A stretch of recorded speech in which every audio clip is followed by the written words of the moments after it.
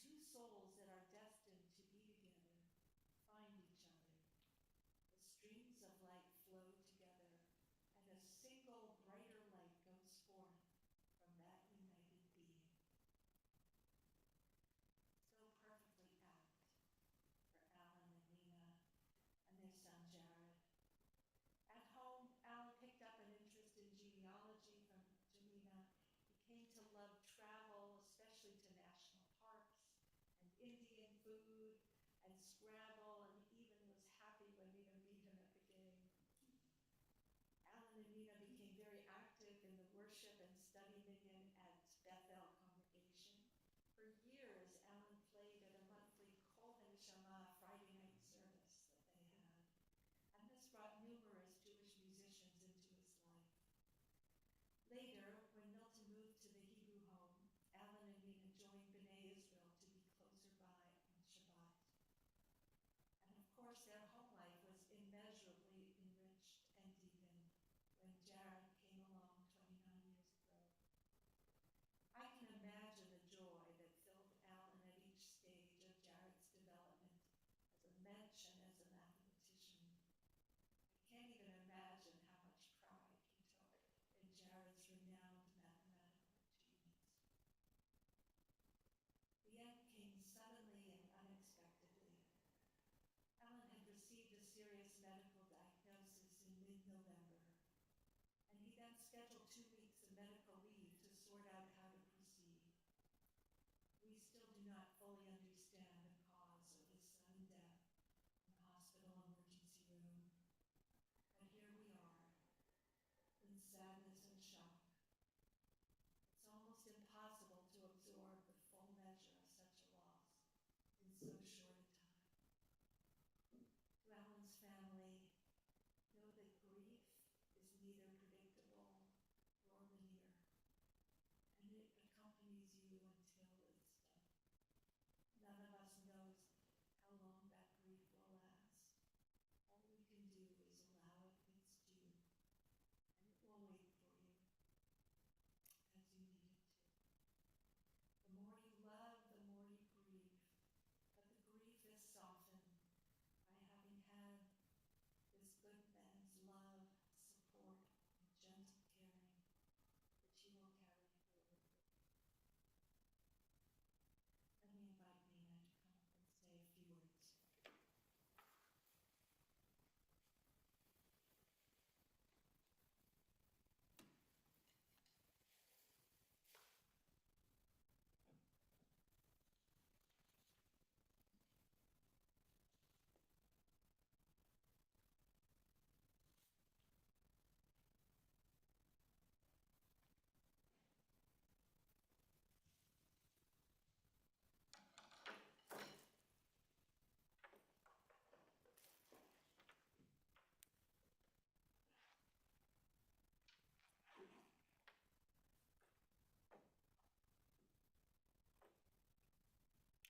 So, well, Jared sets up for me. I'm the widow, and I'm not very happy about it, in case you wondered. And for people online, I use my religious life, in religious context, I use my religious name, my first name that my parents gave me, which is Tagel. So if you were confused by Mila talking about Nina, I am the same one.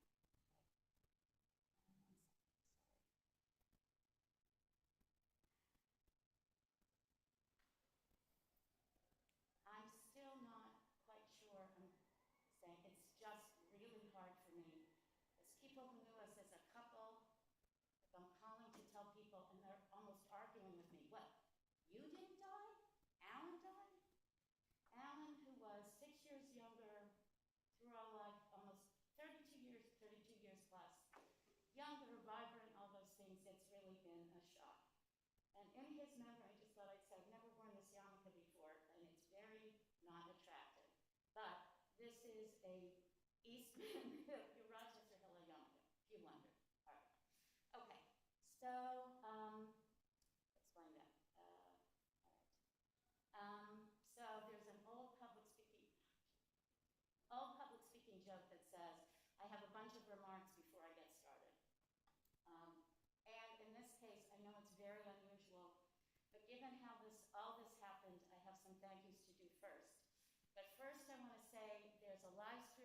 a videographer. And we think people are joining us from Canada, England, Israel, Korea, the USA, from Heidi in New Hampshire, to all sorts of people in California, with a big spike of devices in Cleveland. Some of you might never have been to a Jewish funeral before, so I will try my best to explain new context, new terms. I'll really try. Many of you are not Americans, so you may not get some of the, I'll try, the cultural, or certainly the federal civil servant culture. Musician culture is,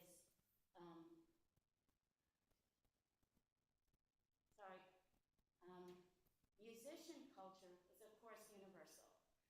For those who don't know, and this is the apology, I have very risky immune status. I am fully vaccinated, but I'm still sheltering at home. And let me tell you, if I had to pick my first real outing, other than to get vaccinated, this would not be it. So I am not able to have a Shiva in person where all of you would come to console us, and of course we would feed you. I am so sorry about that. I wish it were otherwise. There will be a full set of Shiva, both afternoon drop-in condolence, evening service, and then condolence. It'll be on Zoom. I'll be hosting, but not tonight. I didn't think I was going to be up for it. And of course, if you're wherever you are on Zoom, you'll be having to do your own food. Also, ordinarily, when temperature and wind combine, since 1988, I'm not supposed to go out because I have nerve damage on my right side. So you'll see I'm bundled like a snow person, and part of the fact that I'm having trouble believing that I'm actually here is that because of my mother, I went for very warm clothes, so I'm actually at my spouse's funeral wearing navy blue sweatpants, it was his favorite color, and a black top. I mean, just my mother, or maybe even my sister. And certainly I am where I have the custom of cutting Korea, which is rent in the garment that the mourners do. Different from the country. Oh, yeah, right, good point. Different from Henry and Sung-hee, different from Korea, the country. We can explain later. Okay. So I'm going to do some thanks. If I miss someone who helped me these past 8 days, I am so sorry. I have not been sleeping, and there were more complications than you can imagine. I promise that I will thank you at the Shiva. I would rather know if I left you out. Okay. So the first person to thank, I'm going to start with, it was such a lucky day for our family, the 26th of August, 2010, 7 to 8 p.m., sometime in there. It was a parent orientation. Jared had spent 9 years at Jewish day school, and he was switching to a public high school magnet, and this was an event for parents. Well, it was for parents, but there was one young man who came. It takes a certain unusual personality as an incoming 9th grader to go to an event that's just for parents. Anyway, his parents knew what a blessing he would be. His middle name is Baruch. He always uses Paul B. Paul B. Ellis. Jared was out of the country, and I had to have the hotel front desk go wake up Jared to tell him that his father had died. With the serious diagnosis, there was no imminent risk that we were told about. I had to tell him that his father had died. Jared woke up Paul B. because I no longer am physically able to drive. I'm immunocompromised. If I didn't go to the hospital with my beloved spouse, I wasn't going to go to get his belongings and sign a form. Paul B. dropped everything, dealt with the hospital, and Paul B., again, because usually people do limos, but that's increased. Paul B. set everything aside. He's driving us today. Thank you, Paul B. The next person is Janice Kleiner, for whom I work on Zoom teaching Oasis Adult Education. I needed to call about some scheduling things, and she very calmly said, "What do you need first and most?" and then delivered it to my front stoop after we worked out how I could lift it the same day. The next is an honorary pallbearer watching from Korea, Henry's dear best friend since 1980, Alan's best friend since 1984. Henry and his spouse, Sung-hee, are online, and he has been available, despite the 14-hour time difference, to help me through how to optimize what happens when a federal civil servant manager dies unexpectedly, so I can stage the ensuing avalanche of what is required. I'll just leave it at that, and I'm so grateful that Henry despite the time change. The next person is someone I call CDC, can do Caitlin Susanna McCarthy, who immediately ordered my favorite kind of chocolate, I think overnight, which happens to be Swiss Torture chocolate, if anybody wondered, and had it delivered, hung it on my doorknob. She looked things up. Alan's flash drives were both either broken or corrupted 2 or 3 weeks ago. We had thought we had time to recreate, and she crawled through Alan's life in public documentation, so, or otherwise I wouldn't have had the years. Anyway, when she is old enough to retire, look out for our detective agency. The next is Joyce Turchinsky. Is Joyce in the room? No, Joyce Turchinsky is the owner and director of the funeral home we are using. She grew up with Alan and Bennett at the synagogue Sharatavilla. Our videographer, whose parents helped found, it's a very small Jewish community here. And she has handled Alan's remains with such care and respect, and even managed to get me to accept that once again, the state of Maryland has not treated me with respect. And on his death certificate, I have to be a wife, not a spouse. For those who don't know me, let me assure you that is not a small thing, and the Department of Health will be hearing from me after Shiva. So, Nina Uzik, I'm sure somewhere. Oh, right, thank you. Nina Uzik, yes, she is Nina, I am Nina, and no, we do not look alike. Just ask our only children, her spouse, Dan Gorin, her child, Shira Gorin, who's in school with Jared, Jewish day school, and then public high school magnet for 13 years. Actually, we were sheltering with them in a snowstorm around here. The power goes down all the time. When Shira and Jared decided to go to this Blair magnet rather than Richard 135B. Anyway, there are too many kindnesses to list from this family. In addition to Alan's niece and nephew, who are serving as pallbearers, the 2 more able-bodied members are being honored as pallbearers. Then I have the Primax. From the time Jared was born, they were Bubby and Zadie. Jared was out of the country.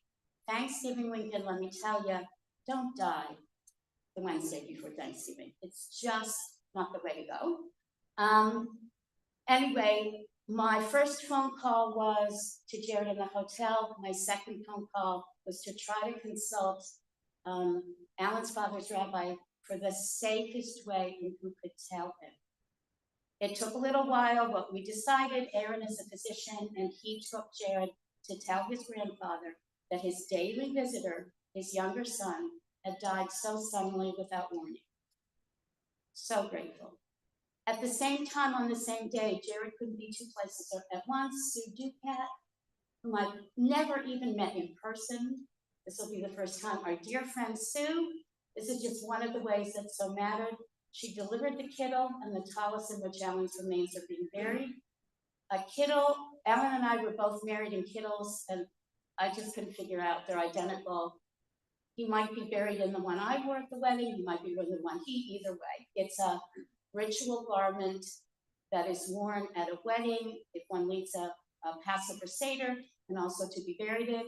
And the tallis, it's a little bit of Alan being his family. It was first my tallis, it was my most boring tallis, so Jared took it to Camp Vermont for 4 years, and I chose that one symbolically because that way Jared and I are with his remains a bit, and I saved his beautiful bar mitzvah tallis that he was given from his parents in hopes that I might have a grandchild who would want the much nicer 4th-generation tallis.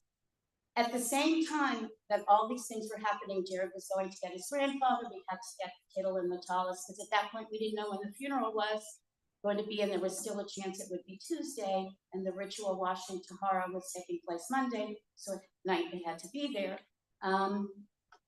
I just say I needed to join a new synagogue. As you know, I'm always happy to join a new synagogue, but to get the kind of cemetery plot I wanted, with Dan Goran's help, perpetual president, now passed, I am now a member of Har Shalom, and that, Hartzion, sorry. Bennett and Judy Lynn are second generation members, or now 3 with their children of Har Shalom, sorry about that. Hartzion, and I am so grateful to Executive Director Barbara Jaffe because the building was closed with a gas leak on Monday, but there were legal papers I had to sign, and she drove them to my home. She hung them on my door. She stepped out. I put on all the PPE I just took off for the recording and signed them. So thank you, Barb. In my other synagogue communities, there's no time to list the kindnesses and consolation from my fellow congregants and Zoomers at evening services. In addition to what usually happens after a death, Los Angeles offered a midday clergy Zoom visit for me on what would otherwise been a quite bleak Thanksgiving. Was just going to be the 2 of us, then I was alone. Cleveland clergy, where the plans were to bury us, just in case, since last year, sorting out if I could bury Alan there alone, and it turned out I'm too sick right now to fly. And if you think this is called, let me tell you, there's lake effect snow in Cleveland. 2 other pallbearers, Eric and Shira, are nodding their heads because they're leaving from here driving to Cleveland. They are driving into the lake effect snow. And then Cantor Linda Hirschhorn. Jared was still out of the country, but she made time for us on a Zoom service for both of us before and after the Friday night service. Then, I'm not sure she's here, and I understand why. Deborah Nyquist Hendler had just been told maybe an hour before that she was a grandparent for the first time. She was arranging for her first grandchild's bris milah, and she took my phone calls and my emails over and over again. She let the joy of being a first-time grandparent be tempered by my sadness as we tried to find a way to remember her musically. That she would do this, that is such an incredible gift of kindness. And of course, my friend, Rabbi Gila Langner, and since she is the one that put me on the clock late last night, to my absolute shock, because she knows me, the anecdotes about her are being saved until Shiva. And those would be her as a person, her sharing her Judaic knowledge as I crafted Jewish rituals over the year, her teaching, and her hospitality. Quote, just have to wait. So many more of you have offered, and I'll just say, once Jared leaves to go back to California, I will learn to say yes to your offers without my beloved spouse, to pour all my water, cut some of my food. Who needs to eat broccoli anyway, right? And more, my new normal to stay safe at home. Well, good thing I'm Logistics R Us, and hello CDC and Sue for brainstorming. So here's the husband, finally the eulogy. There are just a few main things I want you to know, and then there'll be more on all the Shibbutz schedules there. Contact me or Jared, or I still have access to Alan's email, his personal email for the link. People may know that we Jews have 613 commandments. One of the higher priority commandments is Kibud Av V'Em, which is honoring parents. Alan, on a daily basis, multiple times a day, demonstrated his dedication to his father. As I said, after his death, my first priority was telling our child, and my immediate second, despite the hour, was figuring out the safest way to tell Milton, at almost 96 years old. That is part of why Alan's remains are being buried far later than the usual Jewish tradition, with Pikuach Nefesh, potentially, we thought, saving his life. So he wasn't told till Monday, so anyway, just the way it worked out, that's why we're here. The next thing I want to tell you about music, Jeep of surprise, and senses of humor. Those are the 2 things that brought us together. Paul B. told me yesterday that he really thought I should tell the anecdote about foot tapping. I don't think that I have time. I'll do it in the Shiva. He was a pension specialist when he was at DCAA. So we loved actuary jokes. I have a new actuary joke and I can't tell him. I'm so upset. You know, it's the little moments. Okay. Then the next really important thing, he was such a wonderful spouse for a feminist. He was so proud of me in many ways. I could see by his face. Other spouses might have felt insecure or challenged. He reveled. And as he told me over and over and over again in his last few weeks, this is his word, he marveled at what I managed. just one anecdote. When we decided to become parents, our deal was whatever the child was would have the middle name of the other gender parent and the last surname of the same gender parent. After Jared was born, we didn't know until he was born that he was a he. That made him Jared Duper Lichtman. Alan decided, before the bris milah, he suggested a modification to the usual Jewish tradition, which would be, I'll do Jared's. No, because we don't do it that way. It would be the first name, like my religious name is Tybal, son or daughter-in-law, and usually it's first the father, then the mother. That's the usual. But Alan said, no, let's do it differently, that he had the last name, that the mother's name should be first. I'll tell you, it took a little persuading for the ritual circumciser to be willing to do that on Jared's certificate, but got it done. And I want to point out, those of you who've been to public school in America, wouldn't it be better to be a D than an L, right? Anyway, just saying that. But a deal's a deal. Okay. Working remotely even before the pandemic, I think it was April 2019, his NIH leased offices because they don't have enough room on main campus. So people don't know, NIH is huge federal agency. So he was off campus. There was all of a sudden, the foundation of the building was cracking. They had to get out in April 2019, and they were working remotely. Then the 2nd of March 2020, I was going to say now, but no, because he's on, to protect me. I mean, obviously everybody's in home with COVID, but when the COVID restrictions were lifted and NIH was trying to force him back in the office, spare that story, he stayed home, immune system risks. So we as a couple, particularly not a couple who's both retired, we for these however many years talked to each other so much more because we're both in the house and we're just the two of us. And Alan goes out a little more than I do, but I don't go out except for vaccinated and Hays.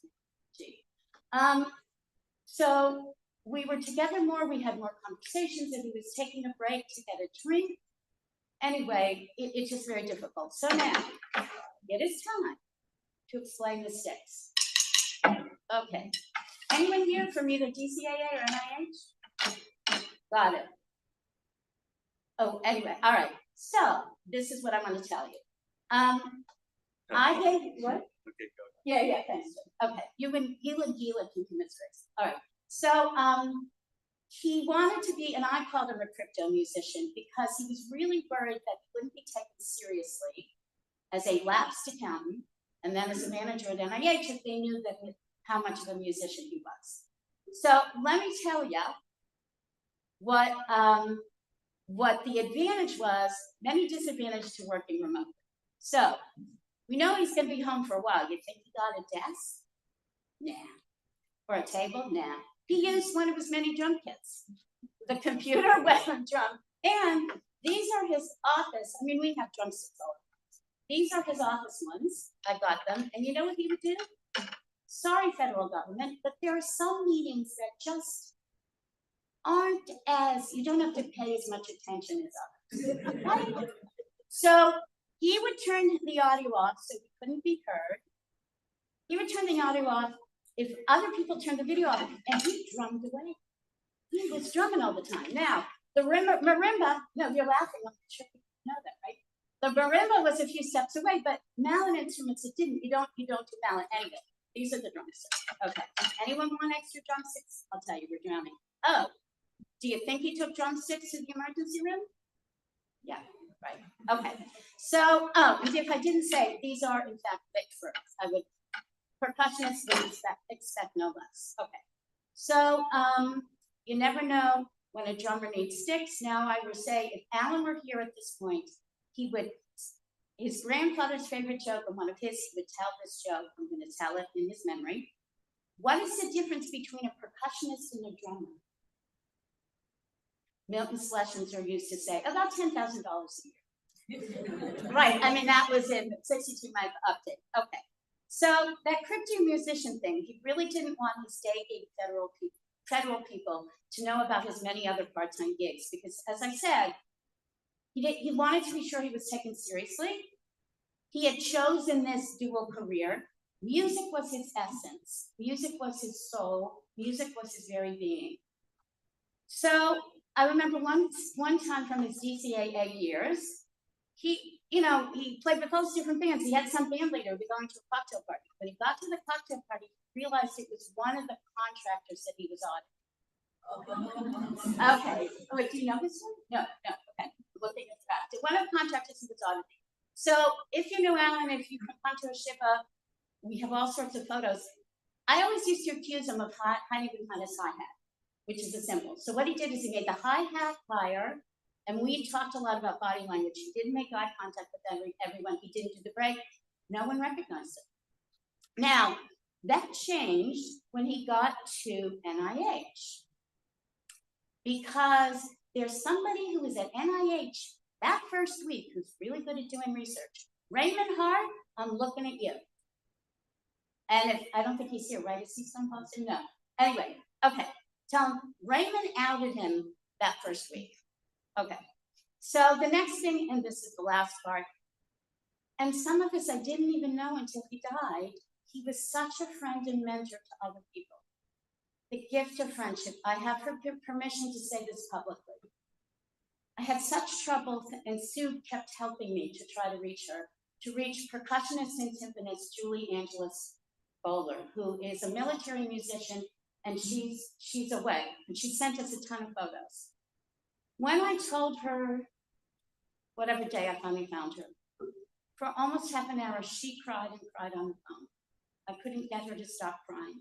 And she emailed the next morning to tell me she had wakened in the night crying so hard. I think she said she awakened her spouse. Why? Because they used to commute to Maryland Symphony in Hagerstown. He commuted with Julie, he commuted with other people. They had all sorts of time, because what a lot of the musicians did was stayed over from Saturday night to Sunday. So there was a lot of time, there were all these conversations. And she told me the conversation with Alan, my beloved spouse. No, now I'm the widow, I'm not the spouse anymore. Changed her life for the better in multiple ways. She thought of him as an older, wise brother. She even sent me yesterday a Percussive Art Society magazine article about him that I had never even seen. Who knows where it is? And as I said to Julie, the crying in the night, then when we talked on the phone, I said, join the club. Well, I saved mine for the middle of the night because I have to do all these things. All right, finally. Let's keep you on over. Boop. Okay, I'm going to close with 3 final thoughts.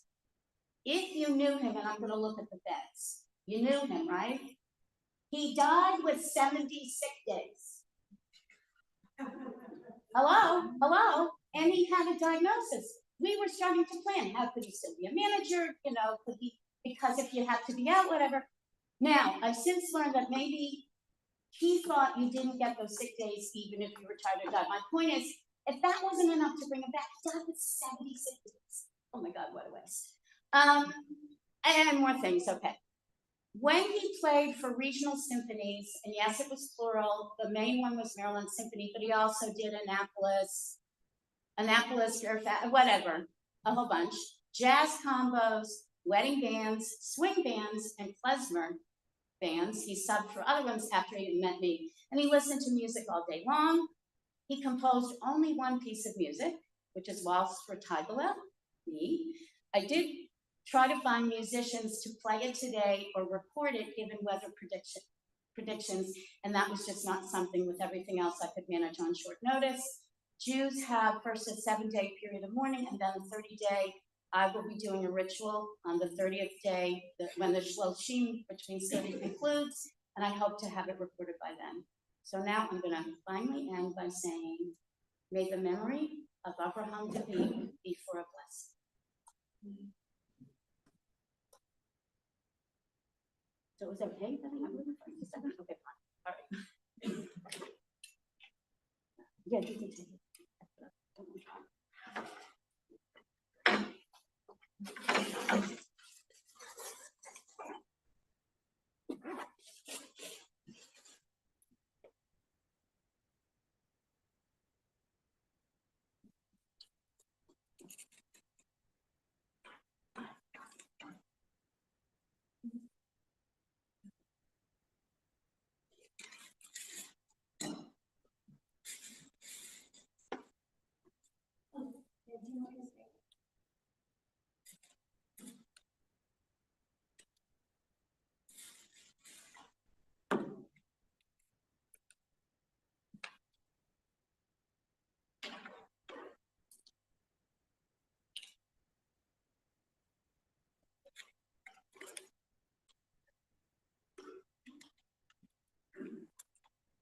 So I wanted to thank you all for coming. Didn't have much time to compose a coherent train of thought in a eulogy, but I just wanted to jot down some maybe small memories that came to mind as I was reflecting in these days. So in the past week or so, it hasn't been really a uniform reaction of sadness, maybe a bit unexpectedly, but there's been some specific moments kind of sprinkled throughout the days and the weeks, kind of in these sprinklings, surrounded by a more uniform sense of kind of just surrealness or just shock. And so these kind of small moments oftentimes could be triggered by an interaction, that talking to someone, evoking a story, or some obscure memory that was from several years ago or decades ago. And each of these kind of moments has some kind of little small nugget with some kind of emotional significance or psychological meaning. And as I was thinking about it, these kind of trying to view all these moments as not in isolation, but more as a whole, this kind of gives thinking almost like kind of a shadow outline, trying to kind of trace along how my dad connected to my life, trying to piece these little moments together into a full picture. And so these memories kind of, even though he's no longer here, these memories kind of persist in the hearts and the minds of those who remain.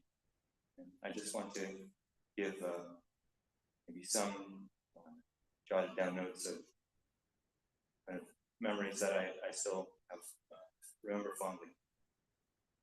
So, as mentioned, many people who knew Alan were always quick to mention his very gentle and compassionate nature. And as we found out later, he even touched more people's hearts than we even knew when he was alive.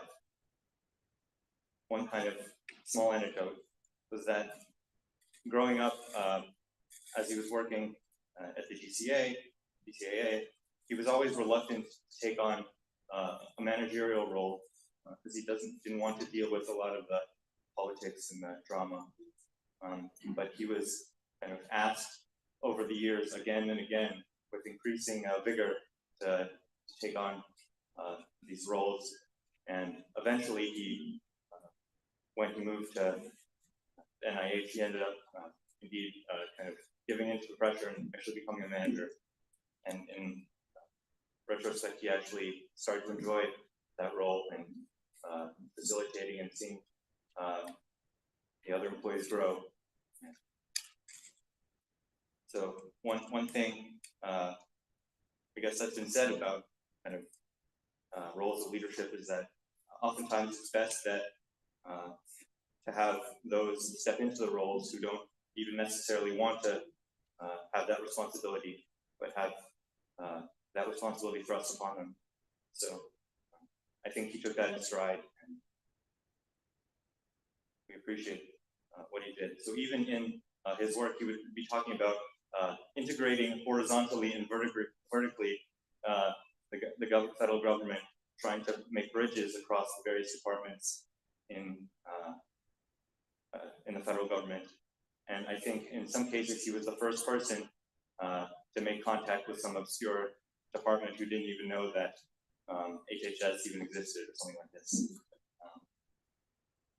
And you know, he would always talk about the various goings on in the office, and always have a sense of care for the people he was working with. And he had also a kind of a general observation that there was a lot of dysfunction that need repair in federal agencies. And he was always looking for opportunities to make either systems or various people more integrated and efficient. So maybe this is enough to say about kind of the day job, but during the nighttime, he would always be doing music, and as my mom said, really his kind of real passion in life was music, and he had devoted a considerable amount of time growing up, following in the footsteps of his grandfather to become a percussionist and train in conservatory, and eventually play with the Maryland Symphony Orchestra for 27 years. He would tell anecdotes about the various times he would go to gigs and his interactions with different musicians. And the one random memory that came up that I thought was really funny was that he had a friend named Chris Lamb, who was the principal percussionist for the New York Philharmonic. We would connect with again over the years, and he would tell stories about how, despite that he was working in this very historic position, he would just be very kind of off the cuff and talking about how the kind of pieces they were playing were, getting old, and they were doing things too many times. So one was talking about how the conductor was always telling them to play the same pieces over and over from Gustav Mahler, and he would say, "How many times do we have to effing play Mahler 1?" And this was really kind of shocking to me, coming from, I guess, some very classically trained musicians, but they still could let loose sometimes. So my dad was really, I would say, a very positive person, and he was, very easy and open to laugh and crack jokes and break the ice before events and meetings. And when we were interacting, we would always have a banter going where we would have kind of a series of jokes that we would always be kind of rattling off to each other. I really think that was when we were the most in sync, because we really had a good shared sense of humor. And whether it was that we were making movie references that then get repackaged into jokes in random contexts, that we would have our own kind of shorthand language to kind of communicate. We would also talk about, aside from the kind of blasphemy of classical music getting converted into movie films, we talk about John Williams and Hans Zimmer. And the one thing that he would always mention when it came to John Williams was that how he really ripped off in Star Wars music. He ripped off Who Holds the Planets, and he was really kind of adamant that everyone knew about that. So over the years, as I got older, I started to get more interested in learning about his opinions on various pieces, and whether in classical music or jazz, and he was very interested in kind of improvisation. He would always follow, even recently, when local jazz musicians would come to the DC area, he would, take a trip and just even to be in the vicinity of someone who was really talented. And another example would be with classical music. He would talk about kind of differences in like various Beethoven symphonies and what distinguished them and why people always talk about the Fifth and Ninth Symphony, whereas some other symphonies, maybe like the Seventh, is a little underrated. He quizzed me sometimes when we were maybe listening to some pieces, whether or not something on the radio was a Baroque piece, a classical piece, or a romantic piece. And guessing between the three of them, he was trying to train me to have a more discerning ear. And a lot of the time when I say that a song was romantic or Baroque, he would always correct me and said that this is a piece. This is a classical piece, it's not a song. So maybe even before, some kind of memories that I was recollecting was that maybe when I was in elementary school as a kid, he would teach me to learn the multiplication table and work through some math problems, word problems that, and he always was trying to find, kind of, he and my mom were always trying to find new things for me to learn about. And also later, maybe in middle school, we would spend hours every day after school memorizing various vocabulary lists for French, and then later in high school for Latin. And we'd spend all this time preparing for the next day's quizzes. And these are the kind of small moments that I really felt that he was. I really felt his presence with me, and so kind of more recreationally, we would spend time playing either tennis in the neighborhood or shooting baskets. We'd spend a lot of time working on our free throw form, and we would alternate trying to get as many shots out of 10 as we could. And there was one moment where we were getting in a rhythm, and both of us were getting up there into like 8 and 9, and then I went on a streak, and I made 18 in a row, and he was like more excited about it than I was, which it just goes to show you,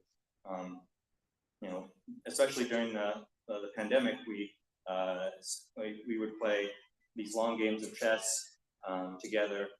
Sometimes he would make a move, and I would wait. Sometimes several minutes to an hour to make another move, and these games would go on for weeks sometimes. And even just throughout the years, we would also go out to some long walks in the neighborhood for about an hour at a time.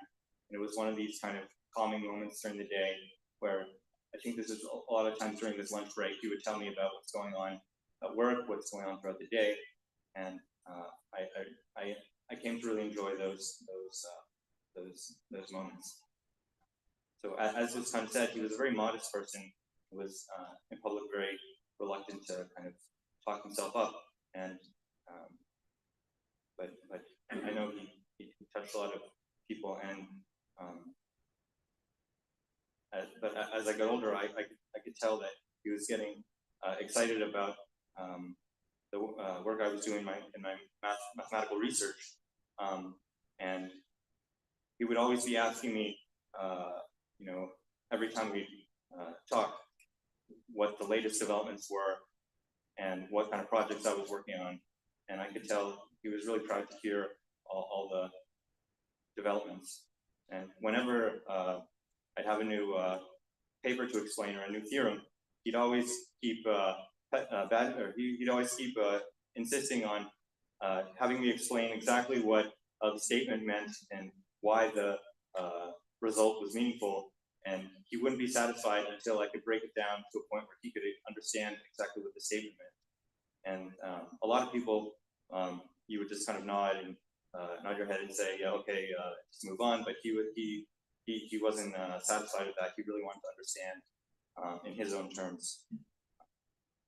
And he would always be very excited when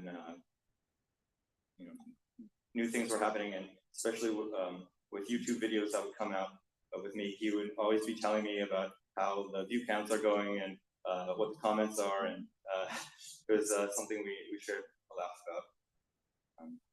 And maybe in the kind of more deep conversations, we spent a lot of time also discussing aspects of the future and the future of kind of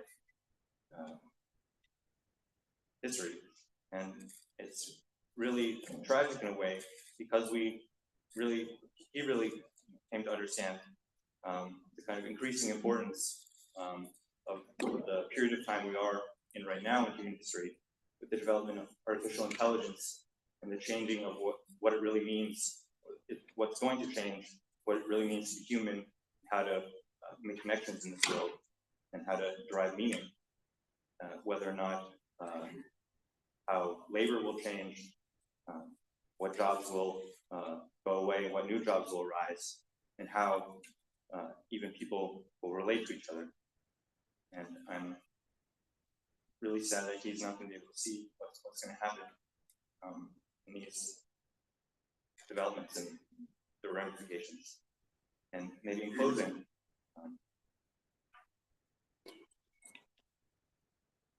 in moments like these, I find it valuable to maybe take a step back and have a moment to reflect on maybe what's going on at a kind of more philosophical level. So when someone dies, there's a bond that's been broken. And so for a bond, so when people form a bond, what they're doing is they're creating a set of kind of collection, a web of joint memories that can be accessed across between the two people, almost like unifying into an extended mind. And sometimes even mere presence of one with the other can conjure up a series, a chain of thought that can be synchronized between both people, but that could not happen in isolation. And it could happen as an example, when someone starts a sentence and the other one just knows how to complete that sentence right away, and they're really on the same page. And more broadly, just having a general ability to predict how the other person would interact and play that through in advance, and really being synchronized. And this kind of synchronization really gives a more intimate form of communication that really cements the bond. And when a bond is broken and this connection is severed, then those who remain lose access to this form of kind of extended memory and extended connection. And really, what is left are incomplete fragments of the dynamic that had been present before.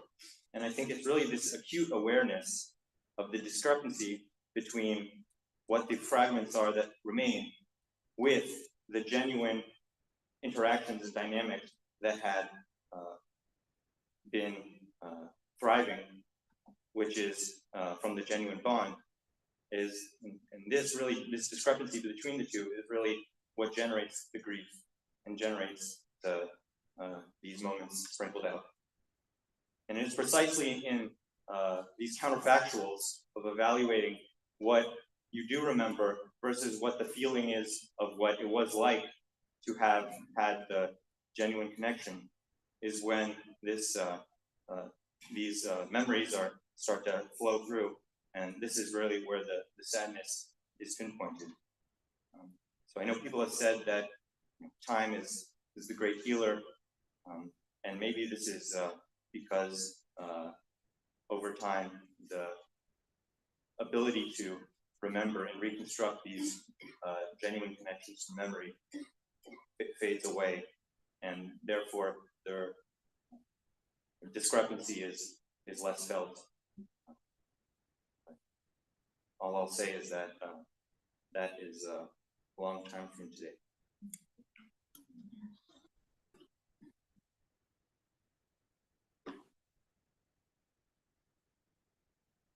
Thank you, Jared. Thank you, Nina.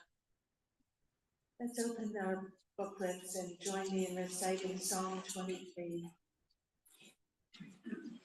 Eternal One, you are my shepherd, I shall not want. You make me lie down in green pastures. You lead me beside still waters. You restore my soul. You guide me in paths of righteousness for your name's sake. Even when I walk through the valley of the shadow of death, I will fear no evil, for you are with me. With rod and staff you comfort me. You prepare a table before me in the presence of my enemies. You have anointed my head with oil. My cup is overflowing. Surely goodness and mercy shall follow me all the days of my life, and I shall dwell in your house forever. In a moment, I'll recite the El Mali prayer, For we ask God, who is filled with mercy, to find a resting place for Alan's gentle soul in the heavens, just as we will soon place his body in the earth. The prayer asks that Alan's soul be bound b'tzor chayim, in the bonds of life, meaning that Alan will continue to be remembered and held in our hearts, that his presence on earth be a comforting source of blessing for those he leaves behind, and that we may be comforted, perhaps, by the image of Alan's soul continuing to travel in worlds beyond this one. Please rise. Elmane rachamim, shochen amrovi,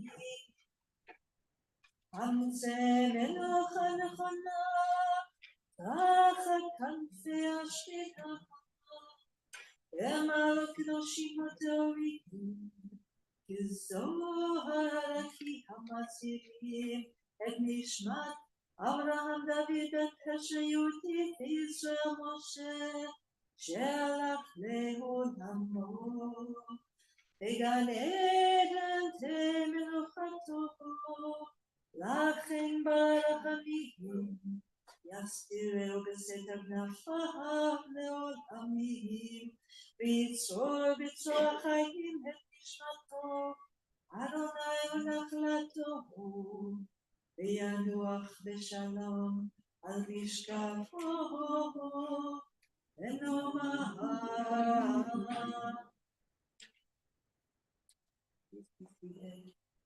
We will be proceeding to the graveside for the burial, and Joyce will have instructions for us. Donations they will be made to the American Friends of Magida, American Friends of the Israel Philharmonic Orchestra, the American Technion Society, in the name of Alan David Lichtman. Shiva, as Nina mentioned, will be held over Zoom, midday starting tomorrow, and Saturday evening for the evening services and condolences. We're going to close with Yigdal, the traditional closing hymn on Friday night services in loving memory. Jared will sing it of his different grandparents.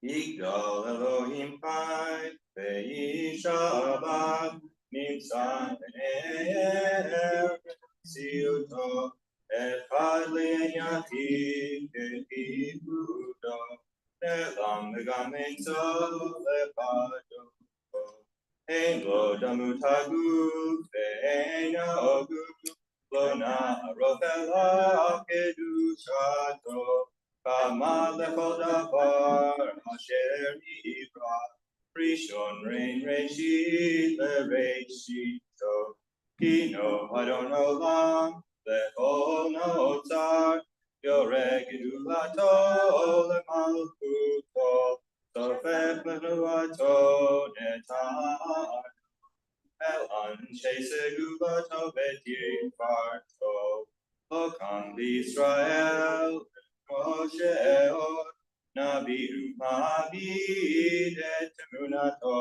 Torah Temet Natan Le'amoel, Al Yad Nevi'ah Eman Beito, Lo Yachal Yitfael, Ve'lo Yamir Dato, Le'olamim Le'zulato, Sofech Le'odea Sitarenu, Mabit lesofer bekat mato, gomel ish chesed kemiflao, noten rashara kerishato, tishlach leketz hayamin mishitenu, liflo mekakeketz yeshuato, metim yechayel berokasto, Baruch Adei Hashem Tehilato.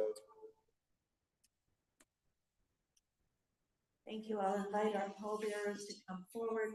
Celia Lichtman, Harry Lichtman, Dan Gorin, Shira Gorin, Eric Sheckman, and Sheila Reeves. Ladies and gentlemen, at this time, we'll be proceeding to the grave area. To the first on the ground of Arlington Park. You may walk there. You'll be able to see the tent as soon as we exit the side door of the chapel. I also would like to thank Nina for the very lovely words, and it is an honor and a privilege to care for a friend. Thank you. Pallbearers, please.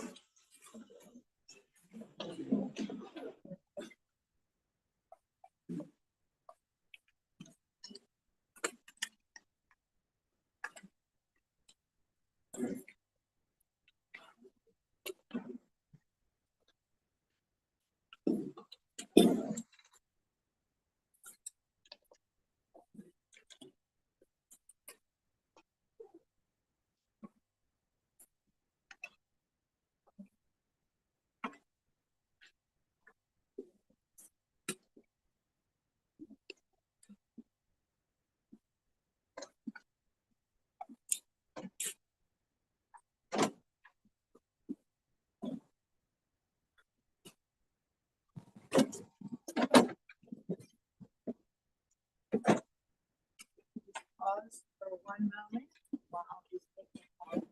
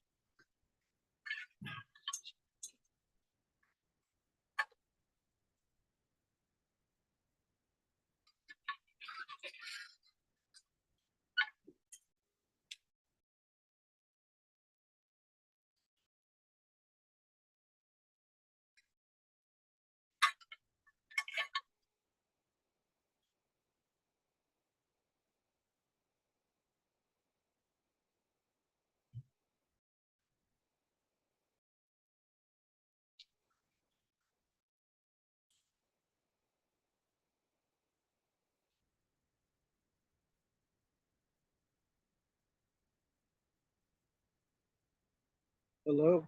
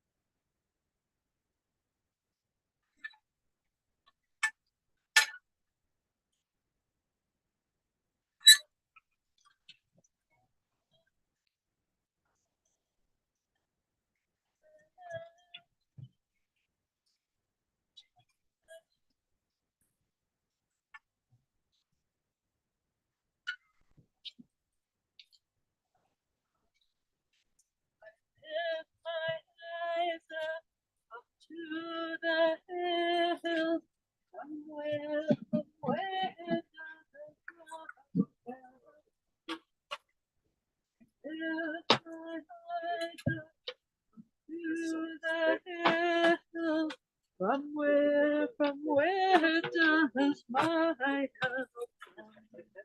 My help is from the unseen one, maker of the heavens and maker of the earth. My help is from the unseen one, maker of the heavens, maker of the earth. Folks, please come closer, come inside. It is a tiny bit warmer and there are seats, so please avail yourself of the chairs. Dina and Jared. We do have blankets just behind the chairs. In case you'd like to. Oh, what a beautiful idea.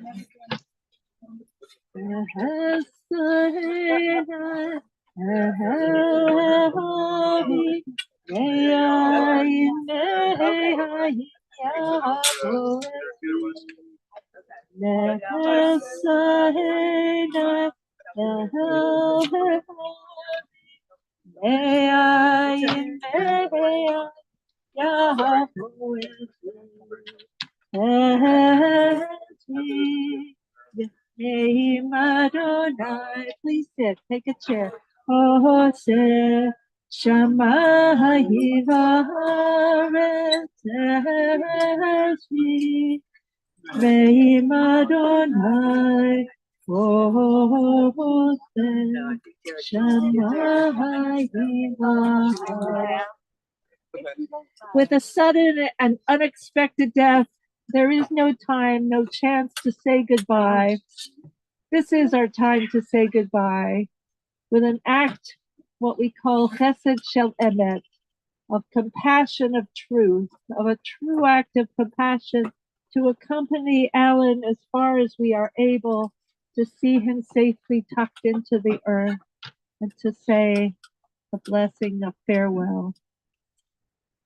For just a moment, we are going to begin the actual interment. I invite you to share in what we call a mitzvah, a deed, a good deed, a commandment, to lovingly place some earth onto the casket. We do this in a slightly different manner than we would if we were shoveling, so at least the first shovelful, do maybe with the back of the shovel instead of the front of the shovel, just to signify that while it is a mitzvah, it is something painful indeed to be doing.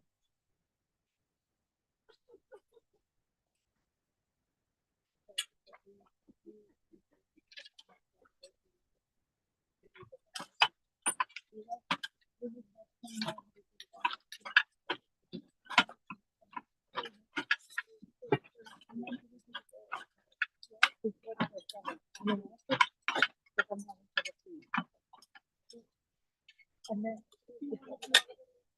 okay, but I want to take you first.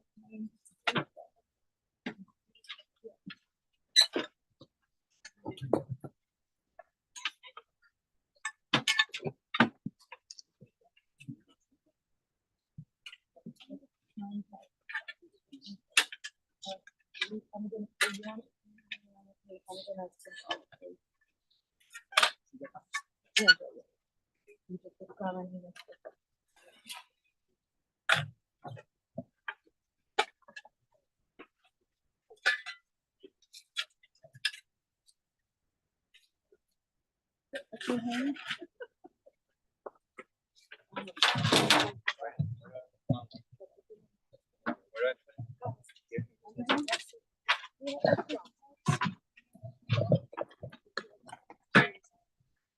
so your shovel's over there. She's right here.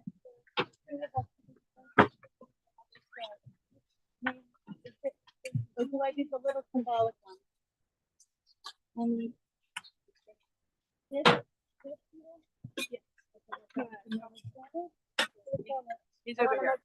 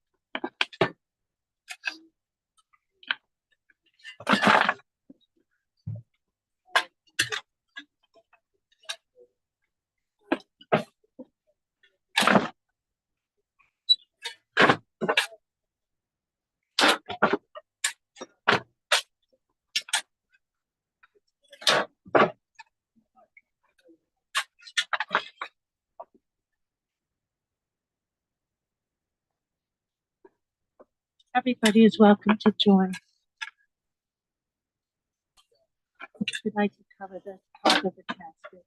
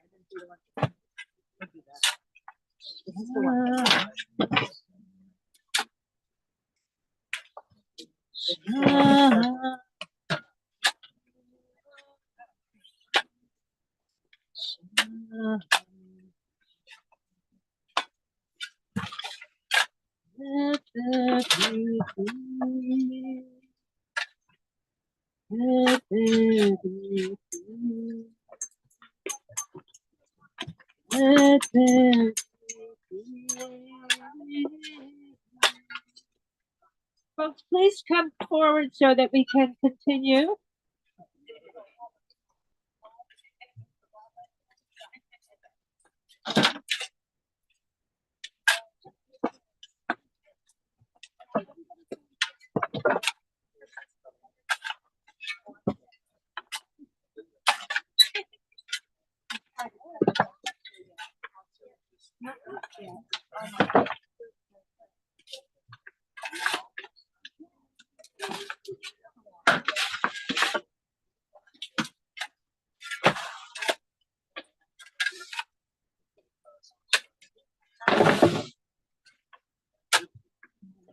Let me invite you to just do one shovel pull so that everyone can take part in the next one.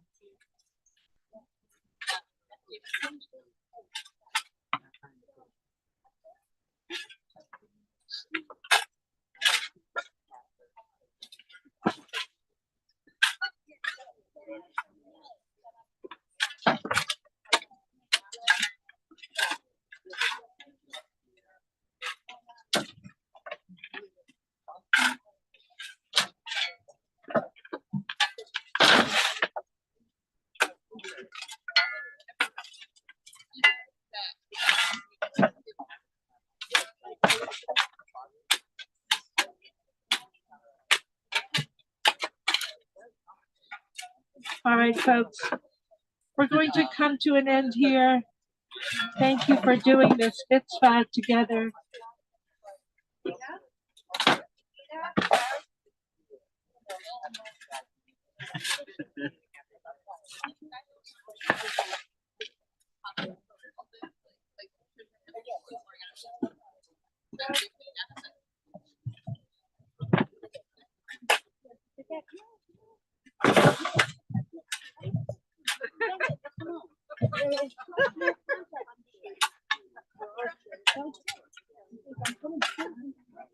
What?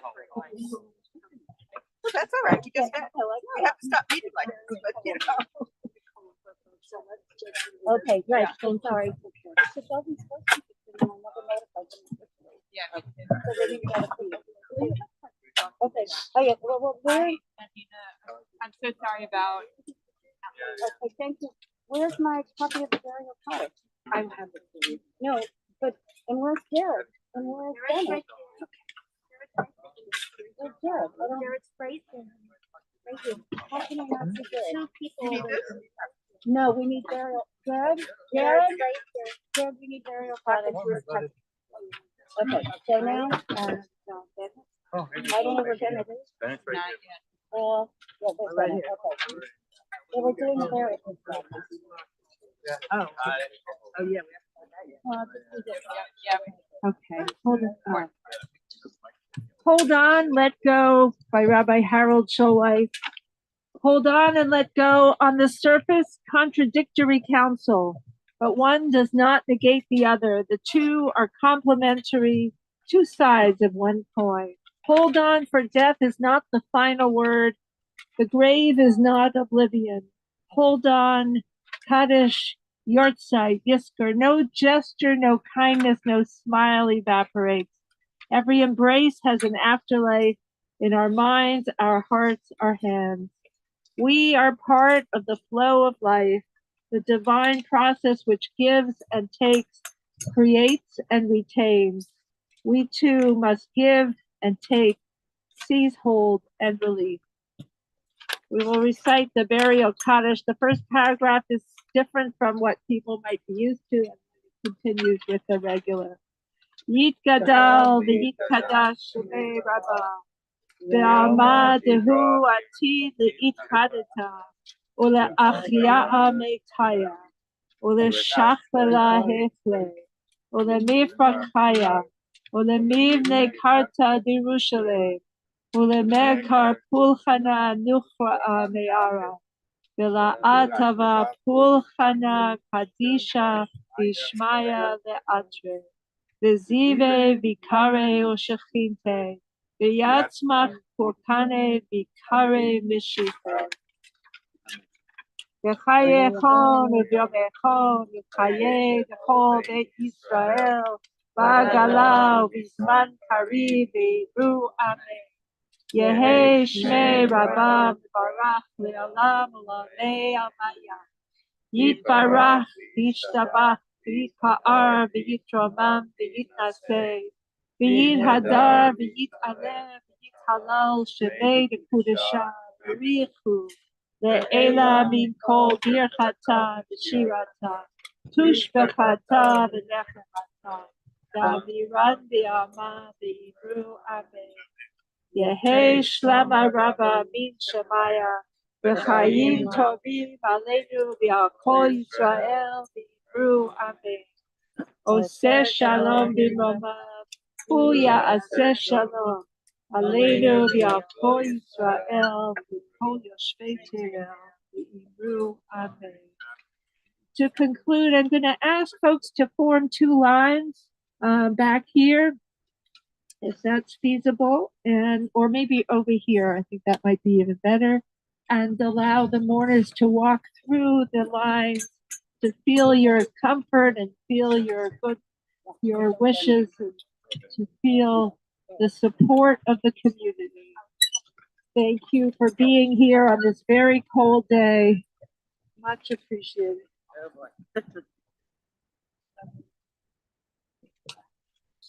As we say, as the mourners walk through the lines, may you be comforted among all the mourners of our people. May comfort come from him.